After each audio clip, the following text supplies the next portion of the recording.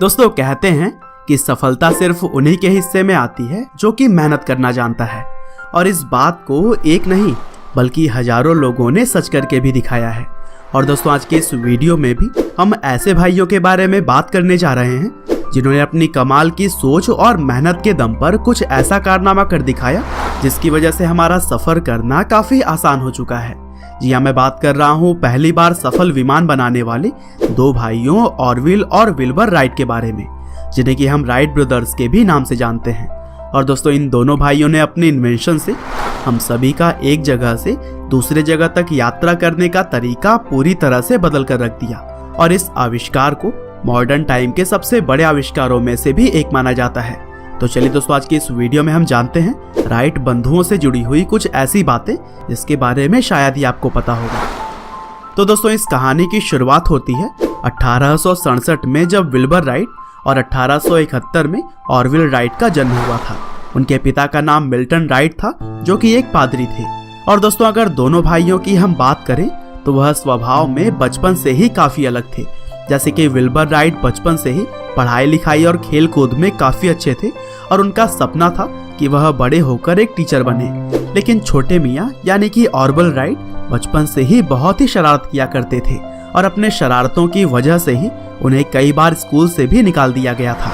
और दोस्तों एक बार राइट ब्रदर्स के पिताजी ने उन्हें 1878 में एक टॉय हेलीकॉप्टर ला कर दिया, और यह पहला मौका था जब दोनों भाइयों ने किसी फ्लाइंग डिवाइस या फिर कह ले कि टॉय को पहली बार देखा था। हालांकि कुछ दिन खेलने के बाद से यह टूट गया, लेकिन दोनों भाइयों ने इसे खुद ही बनाने का सोचा और फिर अपनी मेहनत से वह दोनों एक ऐसा खिलौना बनाने में सफल भी हो गए। और दोस्तों एक तरह यही से दोनों भाइयों के मन में उड़ता हुआ कोई चीज बनाने की चाह पैदा हो गई। हालांकि एक एलिमेंट्री स्कूल से अपनी पढ़ाई पूरी करने के बाद ऑरविल ने हाई स्कूल में एडमिशन ले लिया, लेकिन उन्होंने कुछ समय में ही प्रिंटिंग बिजनेस में हाथ आजमाने के लिए स्कूल की पढ़ाई छोड़ दी। और दूसरे भाई विल्बर को भी एक दिन आइस हॉकी खेलते हुए काफी गंभीर चोट का सामना करना पड़ा, और इस चोट ने उन्हें फिजिकली दुख तो पहुंचाया ही था, लेकिन साथ ही साथ उन्हें मेंटली भी काफी नुकसान हुआ। और इस घटना के बाद वह अपने सभी सपनों को त्याग करके भाई के साथ ही प्रिंटिंग बिजनेस में हाथ बटाने लगे। और दोस्तों 1889 में वेस्ट साइड न्यूज नाम से दोनों भाइयों ने वीकली न्यूज़पेपर पब्लिश करने का काम किया। हालांकि आगे चलकर इस बिजनेस में उन्हें काफी नुकसान झेलना पड़ा, जिसकी वजह से वह न्यूज़पेपर बंद करके कॉमर्शियल प्रिंटिंग पर फोकस करने लगे। लेकिन यहाँ पर भी घाटे में जाने के बाद उन्होंने प्रिंटिंग प्रेस का बिजनेस बंद करके साइकिल बेचने और बनाने वाली दुकान खोली। हालांकि दोस्तों आपको बता दूं कि यह काम आज के समय में छोटा माना जाता है, लेकिन उस समय चूंकि साइकिल अभी नया नया ही मार्केट में आया था, इसीलिए बहुत ही कम लोग इस काम को कर पाते थे। और फिर कई सारे असफलता के बाद जाकर राइट ब्रदर्स को इस शॉप के जरिए फायदा होने लगा। और दोस्तों जब इन दोनों भाइयों के हाथ में कुछ पैसा आ गया, तब वो अपने बचपन का सपना पूरा करने की सोचने लगे। दरअसल राइट ब्रदर्स एक जर्मन इन्वेंटर ओटो लिलियनथॉन से काफी प्रभावित थे, क्योंकि उन्होंने पहले ही कई सारे सफल फ्लाइट्स को अंजाम दिया था। लेकिन 1896 में एक ग्लाइडिंग एक्सीडेंट में उनकी मृत्यु हो गई थी, और फिर उनके मृत्यु के बाद से ही दोनों भाइयों ने यह निश्चय किया कि वह उड़ने का एक बेहतर और सुरक्षित उपाय जरूर ढूंढेंगे। और इसी लक्ष्य को ही दिमाग में लिए दोनों ने एरोनॉटिक्स फील्ड के अलग अलग इन्वेंटर्स के रिसर्च को पढ़ना शुरू किया। और फिर सब कुछ जानने के बाद राइट ब्रदर्स ने 1900 और 1902 के बीच कुल 3 ग्लाइडर्स बनाए, जिसमें पहला ग्लाइडर सिर्फ एक आदमी को ही ले जाने में सक्षम था, लेकिन उसके बाद के 2 ग्लाइडर पहले वाले से काफी एडवांस थे। और फिर कई सालों के कड़ी मेहनत और अनगिनत टेस्ट के बाद दिसंबर 1903 में पहली बार राइट ब्रदर्स ने एक सफल पावर्ड एयरक्राफ्ट बनाया।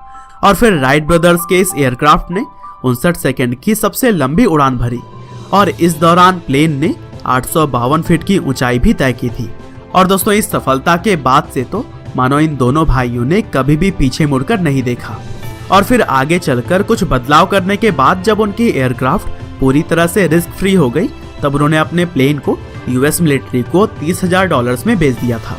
और दोस्तों यूरोप में काफी डिमांड होने के बाद उन्होंने 1909 में राइट कंपनी नाम से अपनी खुद की कंपनी भी बनाई, और इस कंपनी में विल्बर जहां प्रेसिडेंट थे वहीं ऑरविल वाइस प्रेसिडेंट।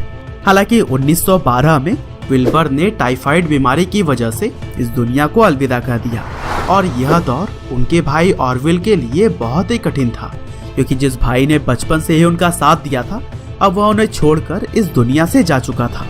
और फिर कुछ साल और कंपनी को संभालने के बाद से 1915 में ऑरविल ने राइट कंपनी को बेच दिया। और फिर आगे अपने जीवन में उन्होंने एरोनॉटिक क्षेत्र से जुड़ी हुई कमिटीज और बोर्ड में काम किया।